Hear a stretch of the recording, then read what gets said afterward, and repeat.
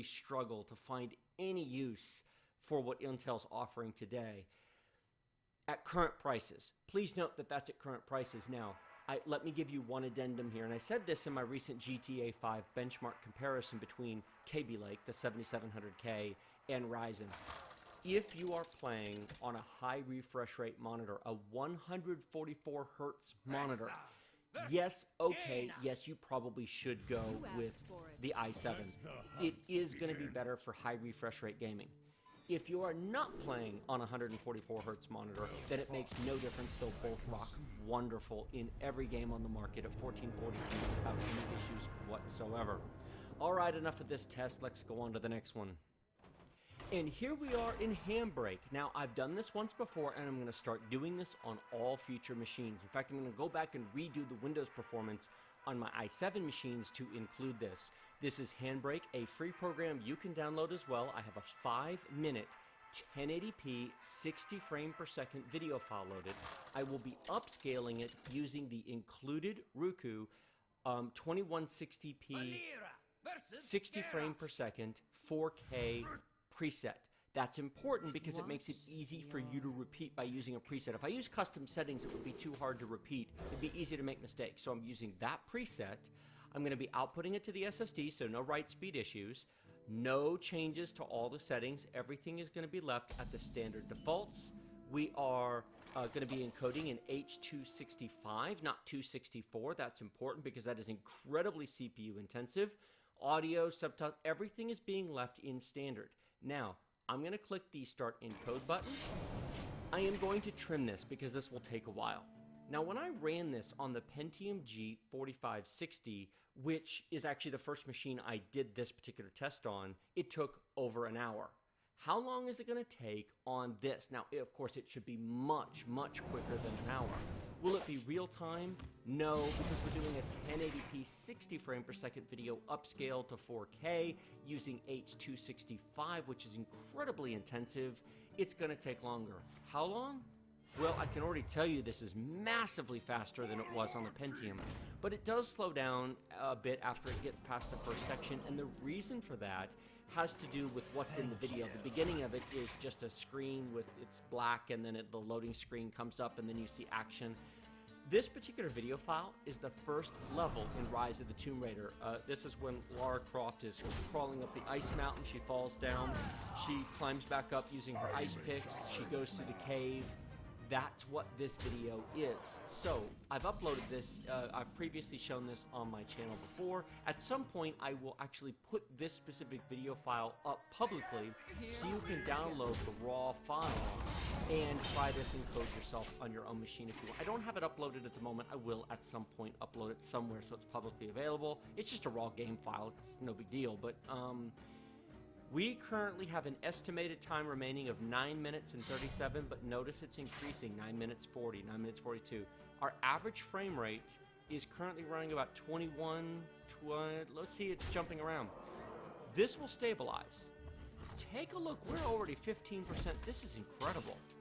This was about an hour, if memory serves, an hour and 7 minutes on the Pentium G4560 2-core 4-thread processor at 3.5 gigahertz. That's just a little bit faster. All right, we'll trim this here and we'll come back when it's almost finished. And here we are with about 1 minute left to go. Now, in the interests of full disclosure, this machine is now running at 3.8 gigahertz. Everything has run perfect at 4.0 at 1.4 volts. This test, however, would not complete. If you look at the time in the bottom right hand corner, you'll notice there's a huge time gap between when I was recording before and now. This test will not complete on this particular CPU with this particular cooler at 1.4 volts. It would complete at 1.45, but the problem is at 1.45, it ends up boosting a bit when it's under heavy load to 1.472. That's too much voltage. So at 1.40, this actually froze the machine and forced a reboot. So I brought it down to 3.8 gigahertz for this test. Now, Handbrake, this encode using the H.265 encoder is utilizing every last bit of the processor. You can see we completed just fine there. This just didn't want to run at 4.0 without additional voltage, and I simply didn't want to provide that voltage. Now, please note, we are currently running on the 1700X processor. What's interesting about this is this works fine at 4.0 on the 1800X. So it is entirely possible that the 1800Xs are bin here, because the 1800X did run at 4.0 at 1.4, but the 1700X did not. In this specific test, everything else ran perfectly. The computer is now rebooted and we're back to 4 gigahertz. We are in the Heaven Benchmark 4.0, it's running here in the background, and I pulled CPU-Z up so that you could see that we're back to 4 gigahertz. Actually, I never even showed you we were down to 3.8 before. Take my word for it, I wouldn't tell you unless I really did that. But I brought this up so you could see, in fact, it was running here. I believe in honesty in testing and benchmarking. I explained what I did on the Handbrake test. In fact, if I hadn't said that the machine was in fact running at 3.8, there's no way to have known. You can always trust that I will tell you what's going on with benchmarking. If I have to change clocks, if I have to change voltages midway through a test, I will tell you. My integrity and honesty in everything that I test is the most important thing I have, in my opinion. You need to know that you can count that when I tell you something is a certain way, it is. So I did, I rebooted, and we're back here to 1.4 volts at 3 gigahertz. Now, 4 gigahertz. Misspeaking doesn't count. That's just me having my tongue tied. Now I'm going to click the benchmark button and let this run. I may set this to music and let it run so you can enjoy it. We are running the extreme preset. You can do a custom set where you change all the settings, but the reason I choose the extreme set, which is why it's running in a window, is it's very easy for you to try this yourself. The Heaven Benchmark is free. You can just go download it yourself, run it on your own machine, choose the extreme preset. It'll run in a 1600 by 900 window. All the settings will be grayed out because you can't change them with the preset selected. Click the benchmark and try running it yourself and see how well it runs. You can see up here our GTX 1080 is running with a clock speed of 2 gigahertz and a memory clock speed of 5 gigahertz. Please note, that is not manually overclocked. Yes, that is way above what an EVGA 1080 for the win is shipped at. That's not the either stock or boost settings. That is NVIDIA's GPU boost running automatically. I've mentioned this in previous videos, it's worth mentioning again. The NVIDIA cards are doing a really good job of auto overclocking themselves, and that has auto overclocked itself to just over 2 gigahertz. Could I get 2.1 out of it by manually playing around with it? Probably. But I find the performance to be quite good, and so I'm happy enough with that. With that being said, I'll let this run, put some music on, and we'll be back in just a second.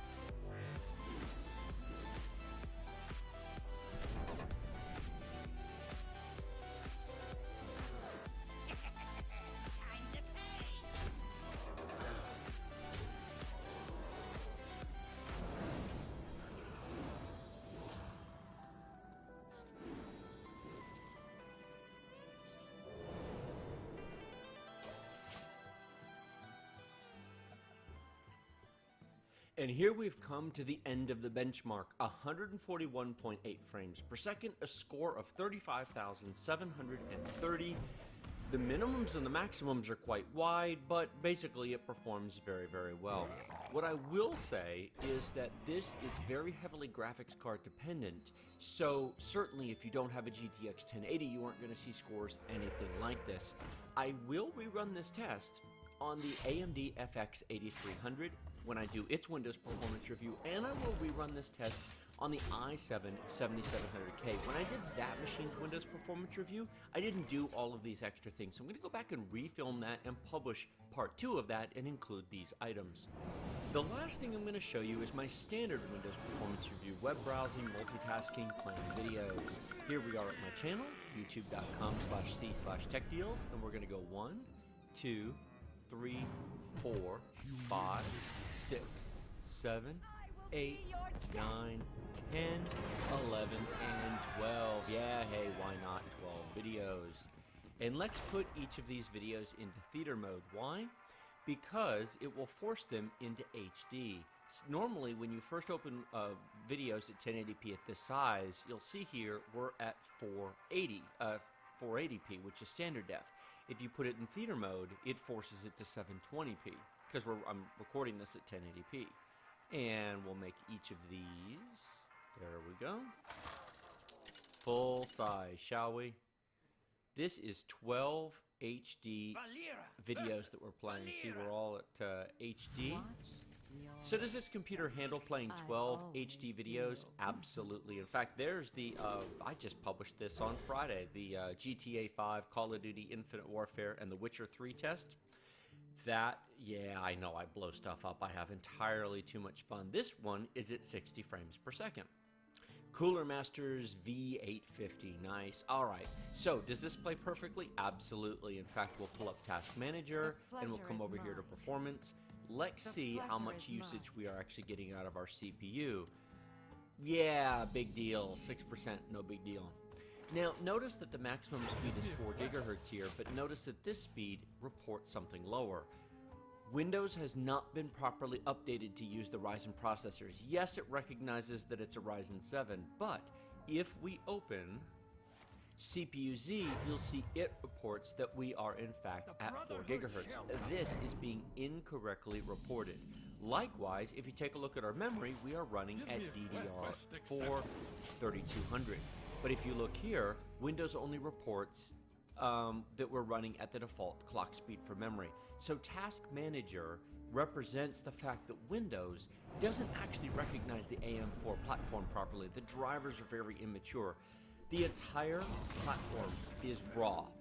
New chipset, new socket, new CPU, new process, new memory controller, new memory type for AMD. Everything is brand new, and it is going to take a little bit of time for the tools, for Windows, for drivers, for programs and applications to get caught up to it.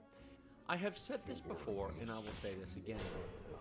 AMD's Ryzen 7 is currently at its worst possible situation. It's as bad as it's ever going to get. It's only going to get better from here as everything starts to take into account this brand new platform, this first all new platform in 5 years from AMD. Intel solutions, on the other hand, are an incredible refinement from Sandy Bridge over the past 5 or 6 years, and they're the best they're ever going to get. So I expect the gap to close, and this over the next 3 to 6 months is only going to get better. Now, how well does this work if we open up Chrome? Longtime viewers of my channel will know that I love opening up Yahoo Sports. It is a very technically challenging website. There's a lot of internal code going on. Now, this is not a criticism of the content. If you like Yahoo, great. What we're going to do is we're going to go 1, 2, 3, 4, 5, 6, 7, 8, 9, 10, 11, 12. I don't know that I have ever done 12 Yahoo Sports tabs. If I have, I don't remember doing it. We are going to push this to insanity. Now, one thing that we can do, even though Task Manager is not correctly reporting the clock speed or the memory speed, will it correctly report utilization? Possibly. Since the others aren't correct, you can't count on this 100%, but I'll put it up because I do it in other videos. How smooth does, well, yes, it's butter smooth, of course. I would expect nothing less from an 8-core, 16-thread, 4 gigahertz processor. That's nice. We have got 12 Yahoo Sports tabs. Try this on your own computer. Go to sports.yahoo.com and try quickly clicking across the top and opening 12 Yahoo tabs and quickly moving between them and see how smoothly this runs on your own machine. There's no lag or issues. Now there's loading because it has to load stuff in here. Oh, I reached the end of the page. I'm sitting here going, where's all the rest of the stuff? Nope, sorry, that's it. Nothing there. I'll click around to some additional tabs, standings, salary database, recruiting. I'm not a sports fan, so I have no idea what these things are. Yeah, it runs perfectly. That is very... Now, are you going to really open 12 Yahoo Sports tabs and actually use them on a normal basis? No, of course not. How are our videos playing? No, perfectly. No issues whatsoever. There we go. Hey, look at that. There's a $500 budget build for you. Solid state drives for the win. Our CPU's hardly being used. This is completely trivial for this machine. That is a very, very, very, very nice experience. Now, let's see. I actually don't have it installed at the moment. Let's go download Firefox and install it. I had it installed. I removed it simply because I don't use Firefox, but we'll go ahead and download this and install it while leaving 24 tabs open and running, shall we? Go ahead and minimize that. We'll minimize that. Yep, we'll install all this. Standard. Next. Launch Firefox now. Why not? I include Firefox in my other test, so we'll download and install it. No, we don't want to import anything.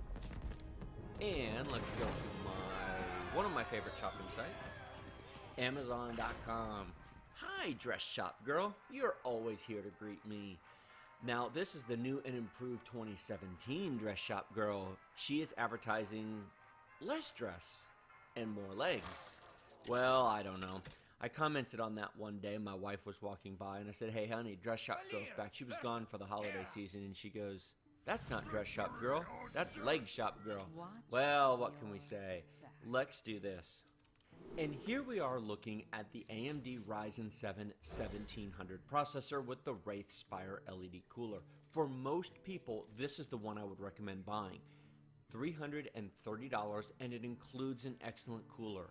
In my opinion, the deal is to buy this one, use the included Wraith Spire cooler, and run it at 3.7 gigahertz, which is its top turbo speed. That's not really an overclock. I would set it to that in the BIOS because it's unlocked, and so you can force it to run at the top turbo speed on all the cores. Reports that I have read, I haven't tried this myself, is that that actually works pretty well for most people. And you can do it on a relatively inexpensive processor. If you want a small motherboard, take a look at this. Here is an Asus B50 for $90. This motherboard will let you overclock all the Ryzen CPUs. You don't have to buy an X370. You don't have to spend $150 or $200 on a motherboard just to overclock the processors. Now, if you're spending $330 on a CPU, could you buy this? Absolutely. I don't think you need to. I think for most people, going middle of the road will actually make the most sense. This might make an excellent choice. $180 for an MSI X37 Gaming Pro Carbon would be nice, or maybe $10 less here for a Asus Prime X370 Pro. Excellent choice. For anyone wondering if you somehow get magical overclocks by spending more money on a motherboard, not really. This is the motherboard that I'm currently using. This is what AMD sent me to test on, a $300 motherboard. Would I spend $300 on a Ryzen motherboard? No. It's shiny, it's nice, it's got extra features, it's got a blingy look to it, it even has the metal covering over the RAM slots right up here. There's no value for the money here. If you just like the look of it and you don't care and you have the money, and knock yourself out. However, I would like to note that this motherboard actually has had more BIOS issues than the other motherboards. Several people have received the Crosshair 6 board from Asus and had fewer issues. I have been through 3 BIOS updates on this already, so don't think that spending more money fixes all of your problems magically. And as I noted in the handbrake test, it doesn't magically make your chip run any faster than it's going to on the other boards. Now, it does have a good cooling solution up there, but then again, so does the Gaming Carbon Pro, which you can see right here. It's very, very similar. And this even has the metal on the RAM slots. I would save yourself $130 and buy this one if you want an MSI mother. I'm not ragging on MSI. Buy this one. I'm sure it's fine. The titanium is... It's what I would call the top dog tax. It's just expensive because it can be. There's a huge amount of profit margin in those motherboards, and the top-end boards are rarely worth the money from a dollars to performance point of view. Now, can I open up many tabs here? I am going to open up actually some rather specific tabs rather than just clicking on them. I'll open up towers, and we'll look at keyboards and monitors. PC components, how about we look at some graphics cards, and gaming components, storage, and RAM. And while we're at it, we'll go back to the main computer homepage. How does this look? Now, the scrolling here is not as smooth as it is in the other web browsers. Is that because the computer's overloaded? Is that because it's Amazon site? Or is that because it's Firefox? The only way to know is to change. This is not actually that smooth. But if we come back over here, smooth as silk. Yep, perfect. Look how smooth that is. If we come back to Firefox, yeah, it's kind of jumpy actually. That is not that great. Is it because the CPU's busy? Nope. Is it so? It's either Amazon or it's Firefox. Here's how we're going to find out. I'm going to get rid of that. I'm going to go ahead and close that. We're going to reopen Chrome. And now here